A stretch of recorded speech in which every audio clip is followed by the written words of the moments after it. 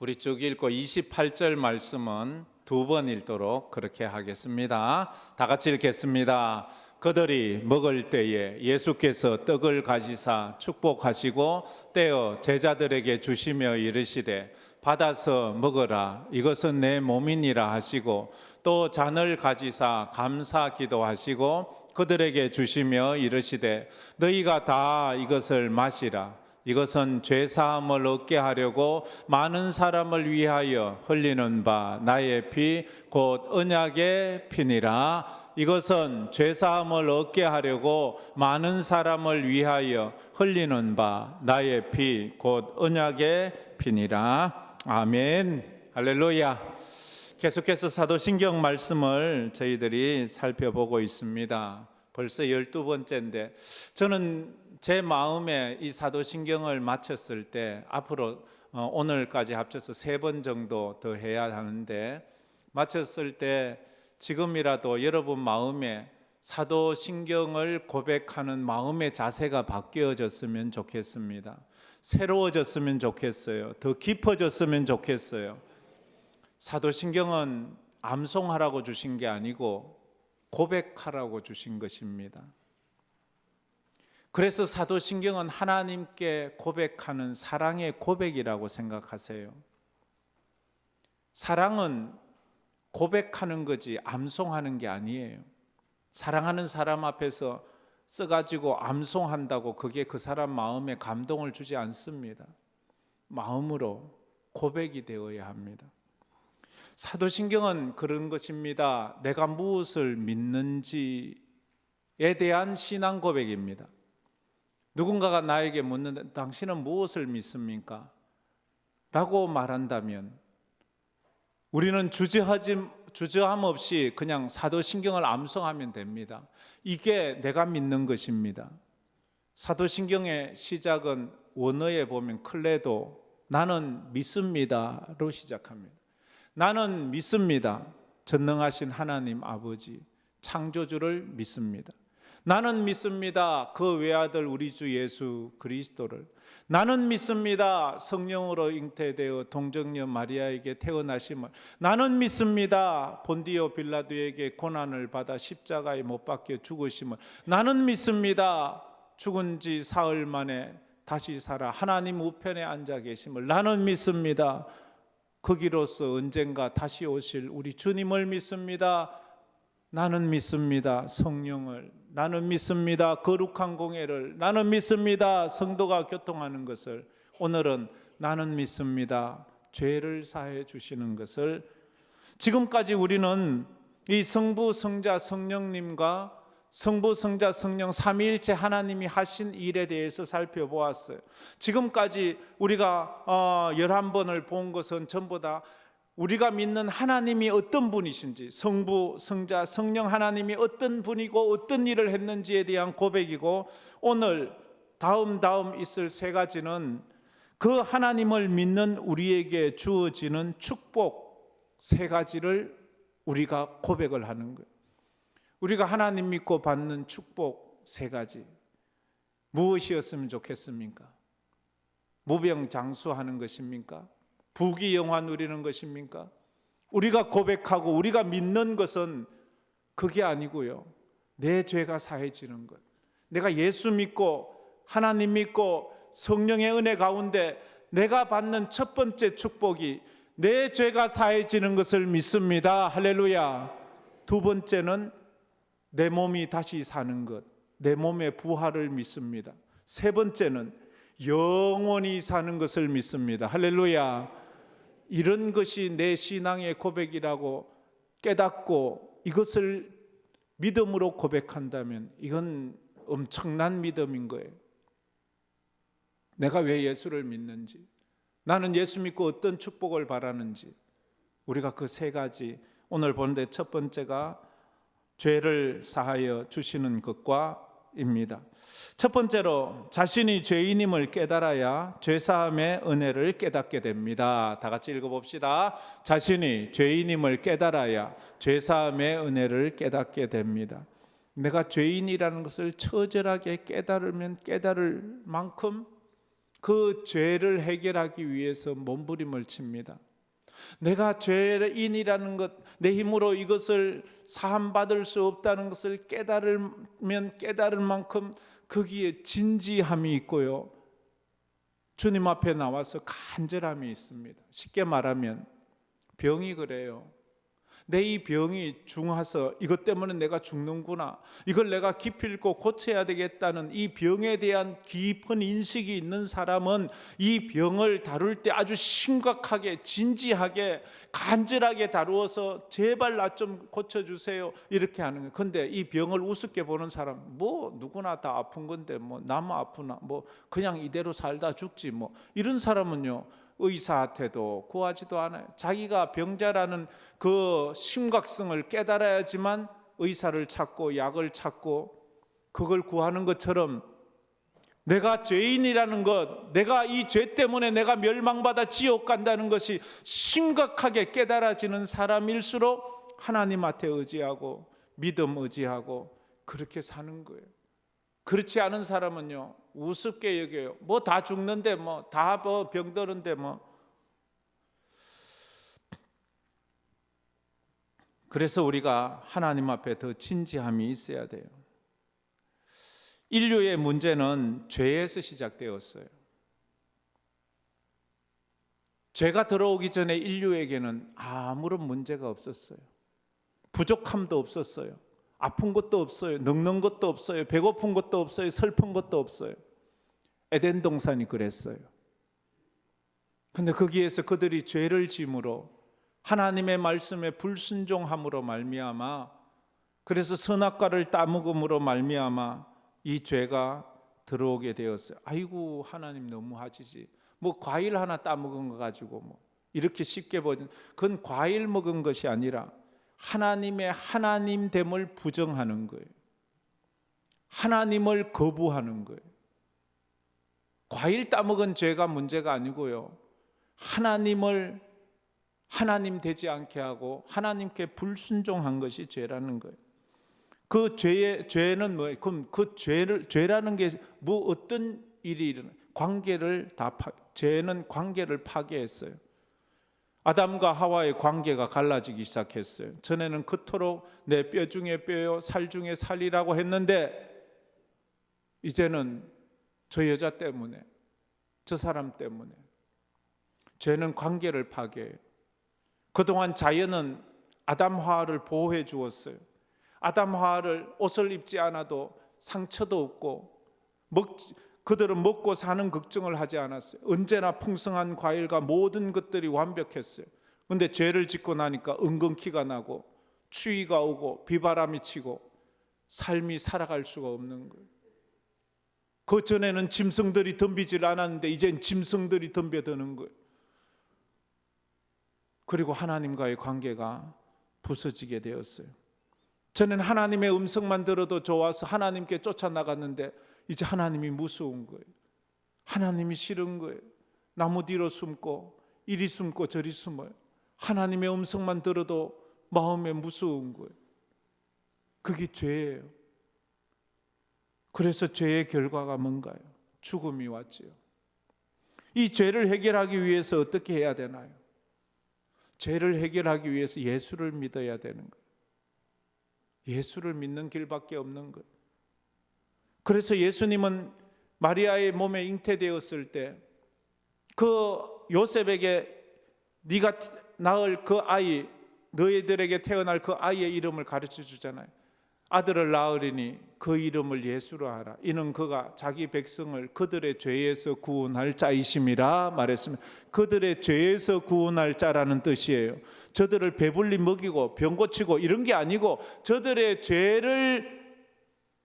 죄에서 구원할 자. 예수님이 그래서 공생애를 시작할 때 요단강에 나오자 세례 요한이 예수님을 보자마자 예수님을 향하여 부르짖으며 했던 말, 보라 세상 죄를 지고 가는 하나님의 어린 양이로다. 죄를 지고 죄 문제를 이야기하는 거예요. 오늘 우리가 읽은 본문 말씀은 예수님이 이제 십자가에 못 박혀 돌아가시는 바로 그 전날 밤, 예수님께서 마지막으로 제자들에게 성만찬을 베푸는 그 밤에 하신 말씀이에요. 그래서 28절에 이렇게 말씀했지요. 이것은 죄 사함을 얻게 하려고, 이건 지금도 죄 사함을 얻게 하려고 많은 사람을 위하여 흘리는 바 나의 피 곧 언약의 피니라. 죄 사함을 주기 위해서. 예수님은 마리아에게 잉태되었을 때도 죄에서 구원하기 위한 사람이고 죄짐을 지고 가는 어린 양이고 내가 너희를 위하여 죄를 사하기 위해 이 피를 흘린다라고 주님은 그렇게 말씀하셨어요. 예수님은 죄 때문에 오셨어요. 우리의 배고픔을 해결하기 위해서 오신 것이 아니고 예수님은 우리의 죄 때문에 왔습니다. 할렐루야. 이게 깨달아져야 돼. 이게 믿어져야 돼. 죄 용서는 그래서 기독교 신앙에 있어서 첫 출발점이에요. 죄를 제대로 깨닫지 못하면 아직 기독교 신앙을 제대로 인식하지 못한 거예요. 처음에 올 때는 교회 가자. 교회 가면 마음도 편하고 교회 가면 하는 일도 잘 되고 교회 가면 자녀들도 좋고 좋아. 이렇게 해서 전도 받을 수 있어요. 아니면 교회 가자 해서 왔을 수도 있어요. 그러나 교회 다닌 지 이제 수년이 되었으면 이제 이 복음을 깨달아야 돼. 교회 오는 것이 죄 때문이구나. 이 죄가 깨달아져야 돼. 근데 그것이 아직도 깨달아지지 않는다면 아직도 나는 기독교 신앙이 뭔지 모르는구나 이래 생각하면 돼요. 이 땅을 살아가는 인간에게 가장 시급하고 가장 중요한 문제는 죄에서 사함을 받는 길이에요. 쉽게 말해서 큰 중병이 걸렸어요. 큰 병이 병덩어리가 내 몸 안에 있어요. 그 사람에게 가장 시급하고 중요한 문제가 뭐예요? 어디 여행 가는 겁니까? 친구와 약속 가지는 거예요? 집 사는 거예요? 아니에요.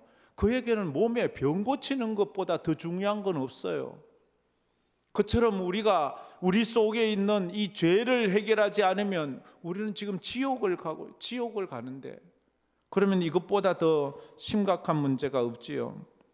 그래서 이것이 해결되어야 되는 것입니다. 교회 처음 나오신 분들에게 있어서 가장 거슬리고 가장 못마땅하고 저런 말을 해, 좀 좋은 말 해주지 하는 것이 뭔가 하면 죄 문제예요. 그러나 교회 와서 듣는 것 중에 가장 많은 빈도수가 죄 문제예요. 늘 기도하거나 예배 드릴 때 보면 오늘도 장로님 기도할 때 한 주간의 죄를 용서하여 주옵소서 이렇게 하잖아요. 우리 죄를 용서해 주셔서 감사합니다. 그리고 어떨 때는 또 죄에 대해서 눈물 콧물 흘리면서 주님, 나는 죄인입니다. 아버지 하나님, 나 같은 죄인을 이렇게 보면 처음 교회 온 사람들이 공의하는 말은 아이고 이 사람들은 겉보기는 고상해 보이고 착해 보이는데 이 사람들은 무슨 죄를 이렇게 많이 짓고 사나. 맨날 모이면 죄 용서해 달라 그러고 나는 죄인이라 그러고 아버지 하나님 우리는 죄인입니다 이러고 무슨 죄가 그래 많아서 그래 이걸 죄가 뭔지 잘 모르면 이게 이해가 안 되는 거예요. 그래서 세상 사람들이 반감을 가지지요. 당신도 죄인입니다. 당신도 죄를 회개해야 합니다 하면 말하지요. 나는 죄가 없어. 나는 지금까지 누구보다 더 양심적으로 살았어. 나한테 죄를 이야기한다고? 당신이 나만큼 살았어? 이렇게 투덜대기까지 하는 거예요. 나를 어떻게 보고 그렇게 말하느냐는 거예요. 환자가 병을 고치자면 자기의 몸에 죄가 있음을 인정해야지만 의사의 말에 순종하고 의사의 말대로 약도 먹고 또 삶도 바뀌지 않습니까? 우리의 신앙에 있어서 내가 죄인임을 고백해야 합니다. 그러면 사람들이 말해요. 내가 죄인이라는 증거가 어디 있어 도대체? 나는 죄 지은 것이 없는데. 그렇다면 제가 당신에게 당신이 죄인이라는 증거를 명확하게 보여주면 당신이 인정하겠습니까? 하면 그래 해보라고. 사람이 죄인이라는 확실하고도 거부할 수 없는 증거는 로마서 6장 23절에 있습니다. 다 같이 읽어봅시다. 죄의 삭은 사망이요 하나님의 은사는 그리스도 예수 우리 주 안에 있는 영생이니라. 죄의 삭은 사망, 죄의 값, 죄의 결과는 사망이래요. 우리가 죽는 이유는 병들어 죽는 게 아니에요. 나이 많아 죽는 것도 아니에요. 사고로 죽는 것도 아니에요. 죄 때문에 죽는 거예요. 이게 정말 가슴 아픈 거예요. 그럼 도대체 우리가 여기에서 어떻게, 우리가 죽는다면 물어보죠. 여기 안 죽을 사람이 있습니까? 그렇게 훌륭해 보이던 공자도 죽었어요. 그렇게 안 죽으려고 몸부림치던 진시황도 제주도까지 500명이나 되는 군사를 보내 불로초를 찾고 찾아 전 세계를 뒤지던 진시황도 죽었어요. 영웅호걸 황후 장사들도 다 죽었어요. 왜 죽었어요? 돈이 없어서 죽었어요?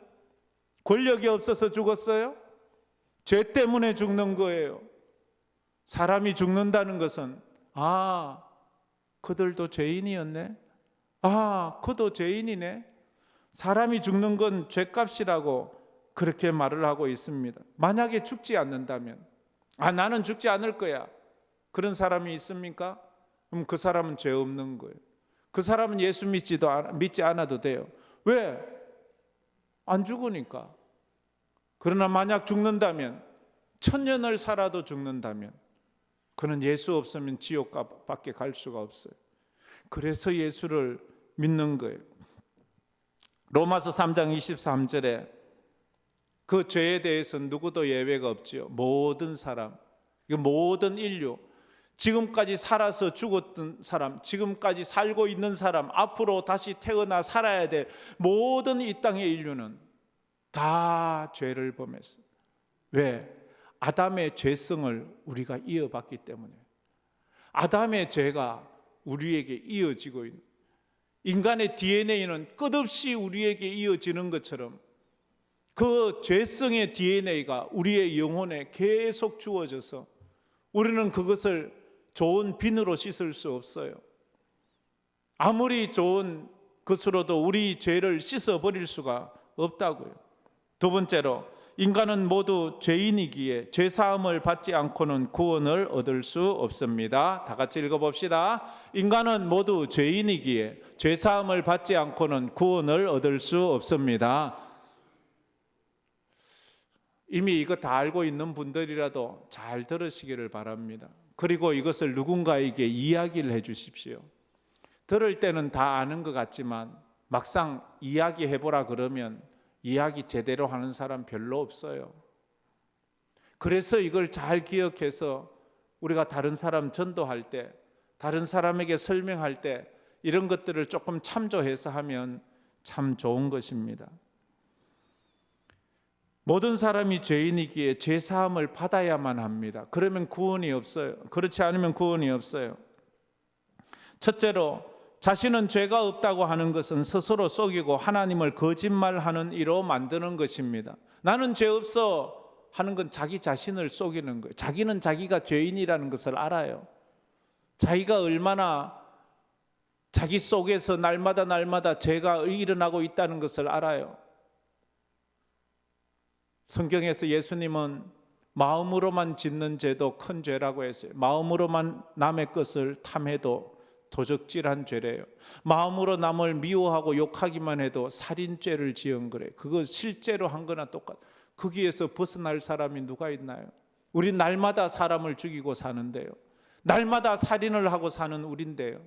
그래서 우리는 죄인일 수밖에 없어요. 요한일서 1장 8절부터 10절까지 말씀 다 같이 읽어봅시다. 만일 우리가 죄가 없다고 말하면 스스로 속이고 또 진리가 우리 속에 있지 아니할 것이요, 만일 우리가 우리 죄를 자백하면 그는 미쁘시고 의로우사 우리 죄를 사하시며 우리를 모든 불의에서 깨끗하게 하실 것이요, 만일 우리가 범죄하지 아니하였다 하면 하나님을 거짓말하는 이로 만드는 것이니 또한 그의 말씀이 우리 속에 있지 아니하니라. 저 말씀이 제가 만든 게 아니에요. 제가 지은 것이 아니에요.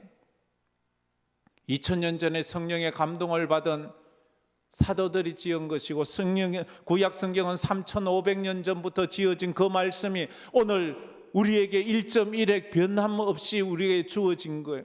사람이 어떻게 이렇게 지을 수 있나요? 성경을 보면 볼수록 가슴 치면서 동의하지 않을 수 없는 것은 이건 하나님이 짓지 않고는 이렇게 지을 수가 없다는 거. 어떻게 이렇게 창세기부터 마지막까지 하나의 오점도 없이 하나의 논리적인 변함도 없이 다 착착착착착착 이 맞아 들어간다는 말이에요. 그래서 우리는 하나님을 믿습니다. 사람들이 나는 죄 없다고 말하는 이유가 뭐예요? 세상법에 걸리지 않았다는 거예요. 사람들이 나는 착해, 나는 의로워, 나는 양심껏 살았어 하는 그 이유가 세상 법에 걸리지 않았다는 거예요. 세상엔 두 종류의 죄인이 있잖아요. 들켜서 감옥에 있는 죄인과 들키지 않고 자유롭게 다니는 죄인들. 사람들은 들키지 않았다고 자기는 죄가 없다고 착각하는 거예요. 진짜 그런가요? 오늘 여러분이 감옥에 있지 않다고 여러분 죄 없나요? 오면서 뭐 신호 위반할 수도 있고 뭐 마음으로 또 누구 욕할 수도 있고 탐심 또 마음으로 누굴 미워할 수도 있고 우리는 날마다 들키지 않았을 뿐이지 우리는 죄예요. 그러나 예수를 믿고 나면 아무도 나를 보지 않아도 나는 정직하려고 애를 쓰는 거예요. 왜? 나를 보시는 하나님이 계시잖아요. 아이고 대강 해. 누가 본다고? 아니 보시잖아. 누가 본다고 그래. 그냥 가자. 하나님이 보시잖아. 이런 마음이 생기는 거예요.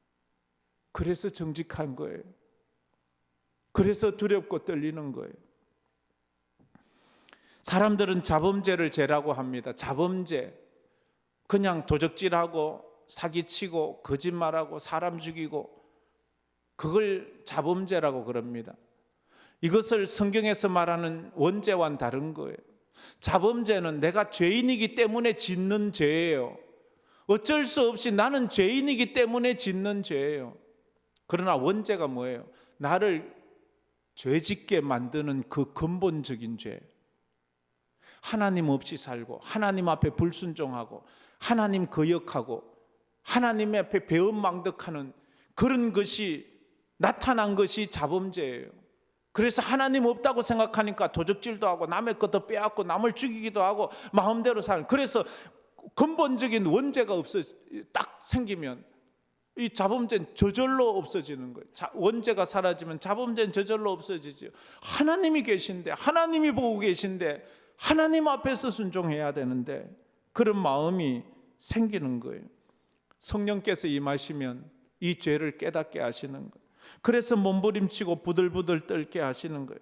자범죄가 아니라 원죄를 깨닫고 원죄를 통곡하면서 회개하게 하는 거예요. 하나님, 전에는 죄 회개하십시오 이러면 뭐 남의 호박 따온 거, 뭐 남의 상추 하나 따온 거 이런 거 그런 거 남의 도적질한 거 그 정도의 차원이었는데 이제는 진짜 성령 받고 나면 근본적인지 하나님을 믿지 않은 것, 하나님 앞에 순종하지 않은 것, 하나님 뜻대로 살지 않은 것, 하나님 앞에 온전한 예배자가 되지 않은 것, 하나님의 일을 위해서 내가 믿음으로 순종하지 않았던 것, 그런 것들에 대한 근본적인 죄를 회개하게 되는 것. 여러분에게 이런 은혜가 있기를 주의 이름으로 축복합니다.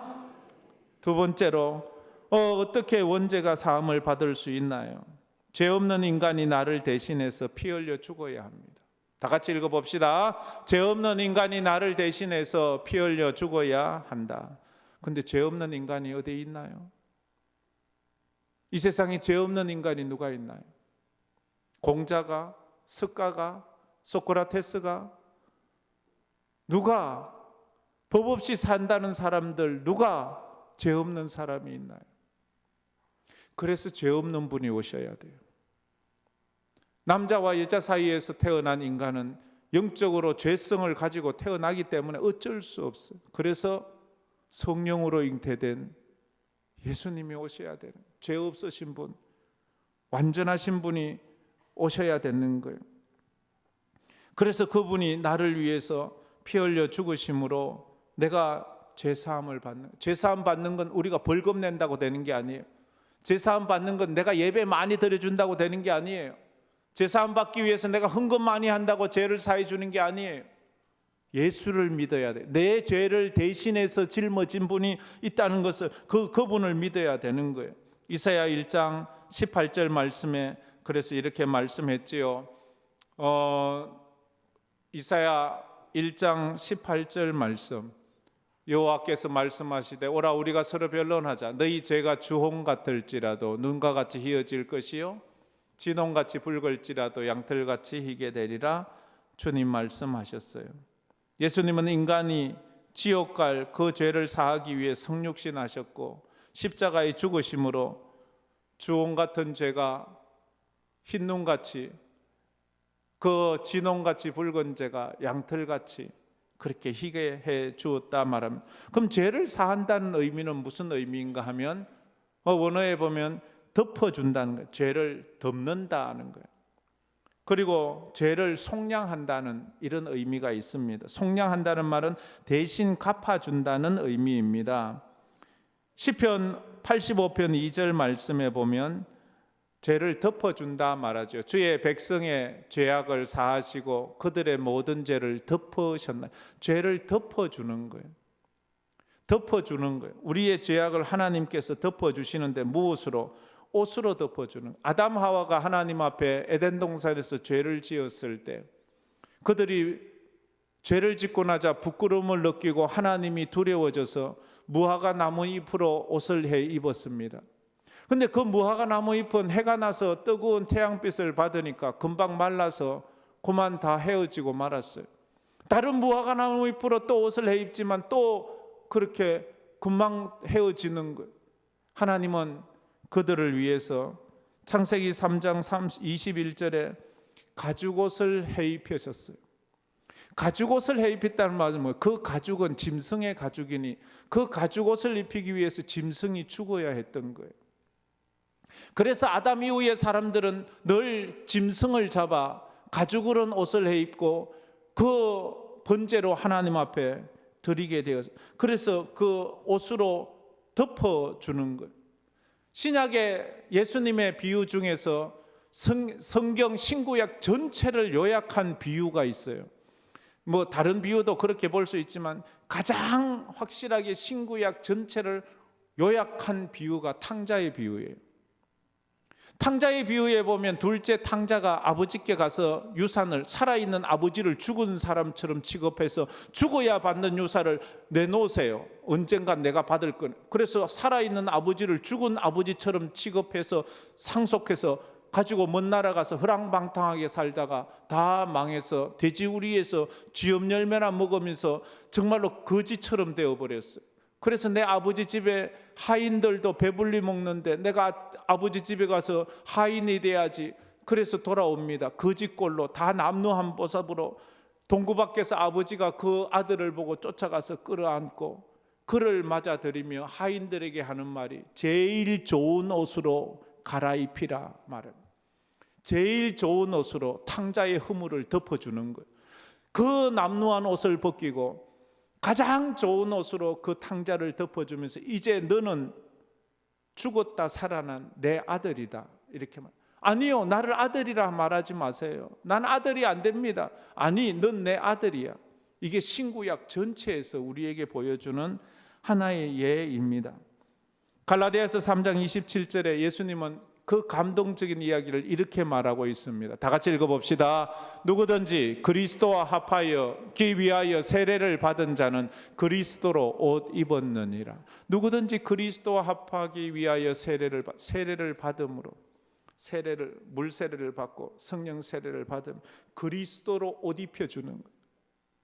그리스도가 어린 양이 되어 우리를 위해서 피 흘려 죽음으로 하나님은 그 그리스도를 우리에게 옷 입혀준 거예요. 구약에는 아담부터 끝없이 짐승을 잡아 짐승의 가죽으로 인간의 허물을 덮어주었는데 그것은 아무리 해도 안 되잖아요. 또 잡고 그러나 예수님께서 이 땅에 오셔서 우리를 위해서 어린 양으로 피 흘려 죽으시고 그 예수를 우리에게 옷 입혀주셔서 우리가 이제 구원받는 그 길로 가게 되었다는 거예요. 두 번째는 속량입니다. 죄사함은 노예를 위해 대가를 지불해서 해방시켜주는 속량을 의미하는 것입니다. 에베소서 1장 7절 말씀이지요. 에베소서 1장 7절 다 같이 읽어봅시다. 우리는 그리스도 안에서 그의 은혜의 풍성함을 따라 그의 피로 말미암아 속량 곧 죄사함을 받았느니라. 그의 피로, 예수의 피로 속량, 예수의 피가 우리의 죄값을 지불하는 거예요. 죄 없는 피라야 되는 거예요. 그런데 구약에서는 계속 짐승의 피를 갖다가 드리니까 짐승의 피가 무슨 인간의 피보다 못한 짐승의 피로 어떻게 인간 죄가 허물이 없어집니까? 그러니까 또 피 흘리고 또 피 흘리고, 근데 죄 없는 그리스도의 피가 우리의 죄를 속량 갚았다라는 게, 탕감했다라는 말이죠. 죄를 용서받는 방법이 구약 성경에 많잖아요. 원시 복음에는 여자의 후손이 나와서 사단의 머리를 박살내므로, 이건 어디에서 이루어지면 십자가 사역에서 사단의 머리가 박살내죠. 레위기의 짐승의 제사가 끝없이 드려지잖아요.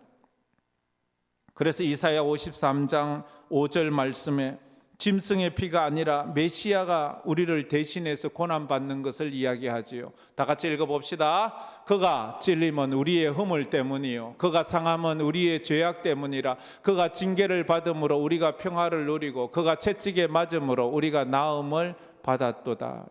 예수님이, 어린 양 되신 주님이 우리 대신에 고난을 받고 피 흘려 죽음으로 우리가 나음을 받고 평화를 누리고 구원을 받았다 하는 것입니다.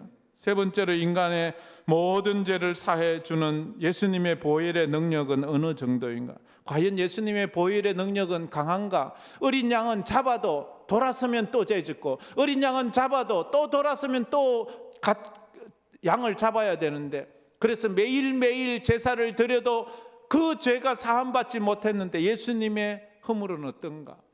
이래 말하면 어떤 사람은 아이고 나도 그런데 이렇게 말해요.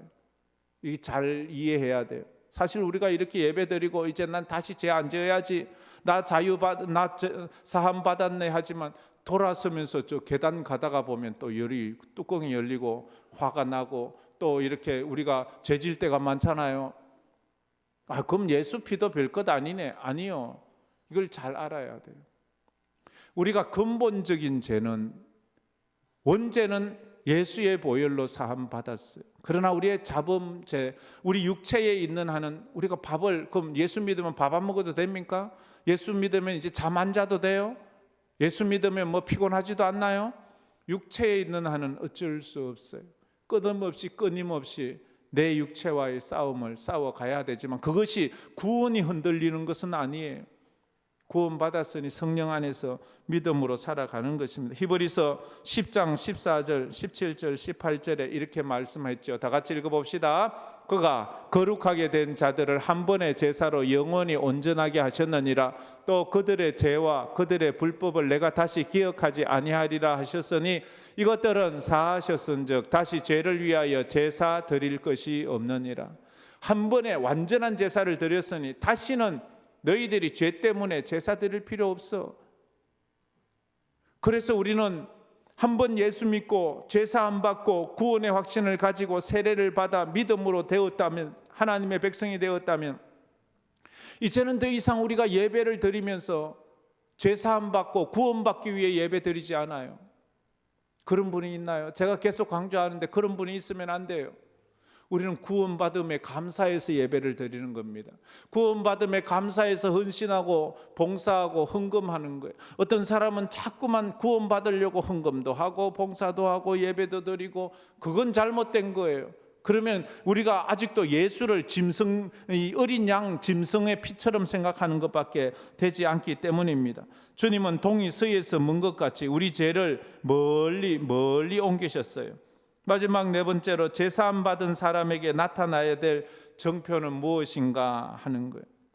자, 이제 혹시 눈 감고 있는 사람 눈도 뜨시고 오늘 이 말씀은 좀 꼭 기억하시길 바랍니다. 적용하는 부분입니다. 제사함 받은 사람에게 나타나야 할 정표가 무엇인가? 두 가지입니다. 하나는 감사고 하나는 용서입니다. 내 죄를 용서하신 하나님께 감사를 해야 돼요. 감사합니다. 이 시편 103편 2절 3절 말씀에 이렇게 말하죠. 다 같이 읽어봅시다. 내 영혼아 여호와를 송축하며 그의 모든 은택을 잊지 말지어다. 그가 내 모든 죄악을 사하시며 내 모든 병을 고치시며. 우리의 모든 죄를 사하여 주신 그 하나님의 은혜에 감사해야 돼요. 감사함으로 나가야 돼요. 성도의 기본, 구원받은 성도의 기본 마음은 언제나 감사해요. 어떤 상황에서도 감사해야 됩니다. 어떤 형편에서도 감사해야 됩니다. 할렐루야. 그래서 욥이 그 상황에서도 감사하고 찬양, 주신 이도 여호와시요 취하실 이도 여호와시니 여호와의 이름이 찬송 받으실지어다. 감사하는 거예요. 우리 내 형편이 어떠한지 그건 중요하지 않아요. 내가 구원받았다면, 내가 감옥에 있어도, 내가 병상에 누워 있어도, 내 인생이 힘들고 어려워도 나는 거기서 감사해야 돼. 왜? 내가 구원받았잖아. 이 은혜가 깨달아지기를 축복합니다. 두 번째는 내가 죄에서 용서받았다면 내게 죄 지은 다른 사람의 죄를 용서해야 합니다. 마태복음 6장 12절 말씀, 우리 너무 잘 아는 말이지요. 다 같이 읽어봅시다. 우리가 우리에게 죄 지은 자를 사하여 준 것 같이 우리 죄를 사하여 주시옵고. 저게 어디 나와요? 주기도문에 나오는 거예요. 주기도문과 사도신경은 맥을 같이 하고 있습니다. 우리가 우리에게 죄 지은 자를, 내가 죄 사함 받은 감격이 있다면 그 감격이 크면 클수록 내게 죄 지은 자 탕감해 주는 거예요. 용서해 주는 거예요. 만약 내가 용서해 주지 못한다면 내가 받은 용서에 대해서 별로 귀하게 생각하지 않는 거예요.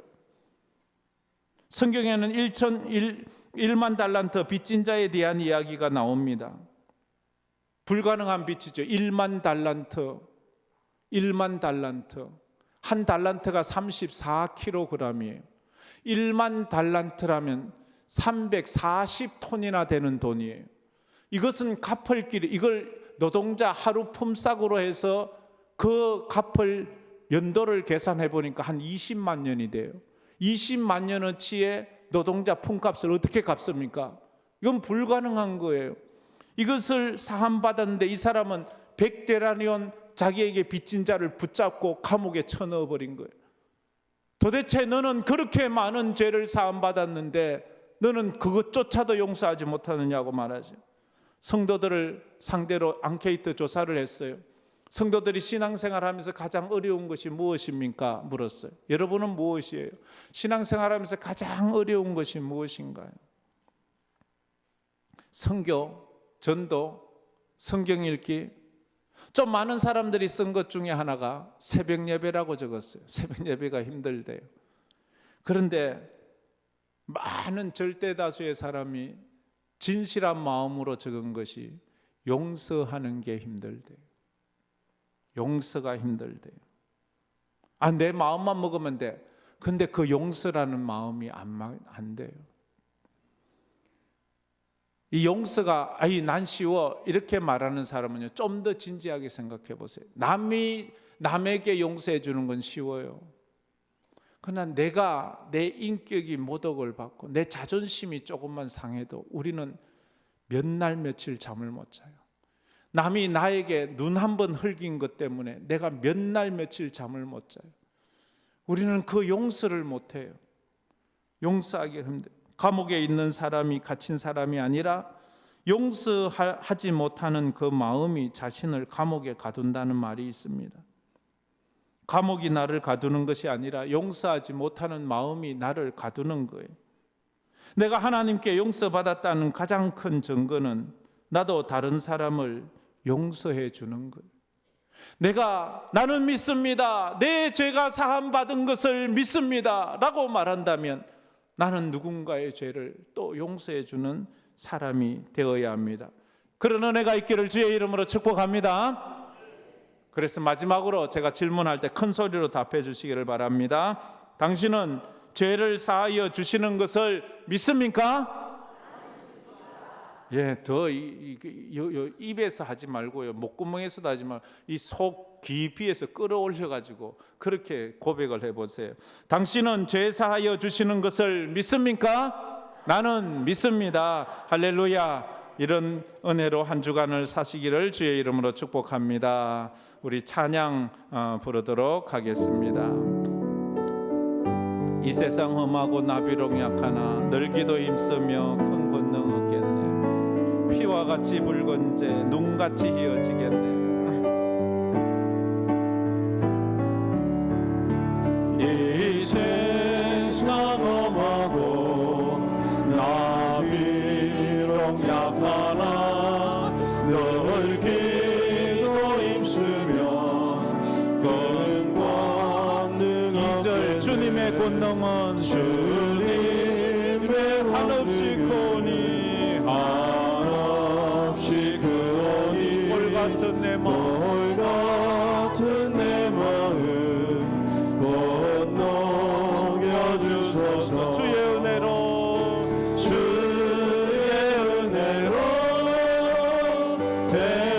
대속받아서 피와 같이 붉은 재 눈같이 내 마음이 약하여 늘 넘어지오니 주 예수 힘주사 굳세게 하소서.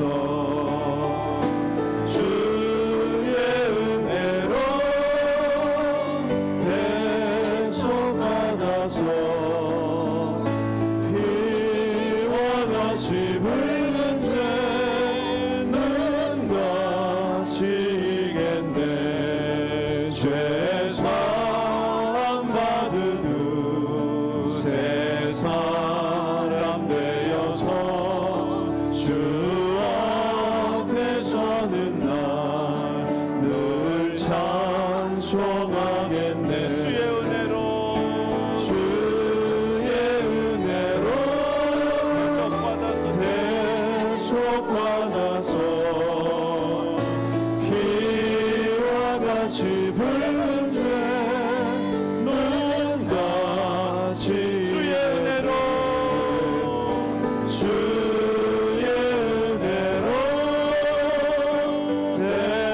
대속받아서 피와 같이 붉은 재 눈같이 이겠네.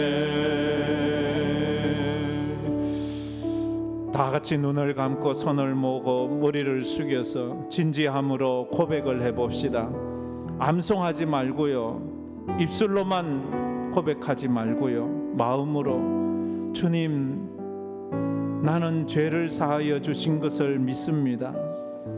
내 죄가 동에서 서에서까지 먼 것을 제가 믿습니다. 나는 죄인이 아니라고 말하는 것, 나는 죄가 없다고 말하는 것은 자기 자신을 속이는 것이고 하나님을 거짓말하는 자로 만드는 것이라고 했습니다. 내가 죄인이라는 증거는 죽는 것입니다. 우리 가운데 죽지 않을 사람은 단 한 사람도 없습니다. 그것이 우리가 예수를 믿어야 되는 이유고 우리가 죄인이라는 증거입니다. 그래서 우리는 주님의 십자가 앞에 목 놓아 감사의 기도를 드려, 날 위해 십자가에서 내 죄를 위하여 피 흘려 주심에 감사합니다. 예수로 나를 옷 입혀 주셔서 주님 감사합니다. 이제 그 주님의 은혜에 감사하며 다른 사람의 죄를 용서하며 또 믿음으로 살겠다고 고백하며 통성으로 기도하며 나가겠습니다. 아버지 하나님 감사합니다. 오늘도 저희들이 주님 앞에 나와서 아버지 하나님 연약하고 부족합니다. 아버지 하나님 오늘도 나와서 예수를 믿노라 말하지만 아직도 제사함에 대한 확신이 부족할 때가 많습니다. 아버지 하나님 주님의 십자가를 믿는다 말하지만 아직도 내 죄사함에 대한 아버지 하나님 근본적인 문제가 해결되지 않는 죄를 사해 주심을 믿습니다. 주여 내가 죄인임이 깨달아지게 하여 주옵소서. 내 죄가 예수의 보혈이 아니면 씻어줄 수 없는 죄임을 깨닫게 하여 주옵소서. 주여 십자가 그 아버지 하나님 나는 죄 없어, 나는 의도하는 그런 어리석음이 아니고 우리는 어쩔 수 없이 죽을 수밖에 없는 멸망할 수밖에 없는 인간이 그들을 알아가는 저희들 되게 하여 주시고, 이 시간 성령께서 찾아오셔서 우리 마음에 아버지 하나님이 죄사함의 은혜가 깨달아지게 하시고, 이 죄가 아버지 하나님 원죄가 사라졌음을 깨달아 주님 앞에 감사합니다. 용서받았음을 믿습니다. 하나님 아버지, 주님께서 우리의 죄를 용서하신 것처럼 아버지 하나님, 내 죄를 사해 주신 주님의 은혜에 감사합니다. 아버지 하나님, 이제 내가 또 믿음으로 용서함 받은 사람으로서 용서의 사람이 될 수 있도록 하나님 아버지 은혜를 다하여 주시고, 아버지를 위해서 그 은혜를 아버지 믿고 날마다 그 은혜로 살아갈 수 있는 아버지 하나님, 귀한 자들이 다 될 수 있도록 하나님 도와주시옵소서. 하나님 은혜를 다하여 주시옵소서. 예수를 낳으리니 그의 이름을 예수라 하라. 그는 자기 백성을 그들에 대해서 대속할 자라고 그렇게 하셨습니다. 죄사함을 얻게 하려고 많은 사람을 위하여 흘리는 바 나의 피 곧 언약의 피라고 하셨습니다. 주님은 우리의 죄를 위해서 이 땅에 죄 없는 몸으로 와서 십자가에 살찌져 피 흘려 우리의 모든 죄를 사해 주셨음을 믿습니다. 이제 이 죄사함을 믿는 우리가 이 땅에서 이 하나님 앞에 감사하며 또 다른 사람들의 죄를 용서하며 믿음으로 살아가는 우리 모든 황금교회 성도들이 되게 하여 주시옵소서. 성령 하나님, 이 시간 찾아오셔서 깨닫게 하여 주시옵소서. 십자가의 보혈의 능력을 덧입게 하여 주시옵소서. 그래서 우리가 온전히 죄사함 받은 인생임을 깨닫고 천국 소망을 가지고 할렐루야 찬송하며 나아가는 우리 모든 성도들 되게 하여 주옵소서. 사단 마귀가 날마다 우리를 흔들지만 그 사단 마귀의 그 도전에 나사렛 예수 그리스도 이름으로 물리치며 나아가는 우리 모든 성도가 되게 하여 주시옵소서. 지금은 우리 주 예수 그리스도의 은혜와 우리 하나님 아버지의 무한하신 사랑하심과 성령님의 감화 감동으로 충만하심이 예수의 보혈로 내 죄가 사함 받았음을 고백하며 이 죄사함 받은 자의 삶으로 감사하며 살고 또 사람들을 용서하며 살기로 마음에 다짐하는 우리 모든 사랑하는 황금교회 성도들 머리 위에 그 삶 위에 흩어져 있는 우리 11가정 선교사들 그 사역과 삶 위에 이제로부터 영원토록 함께 있을지어다. 아멘.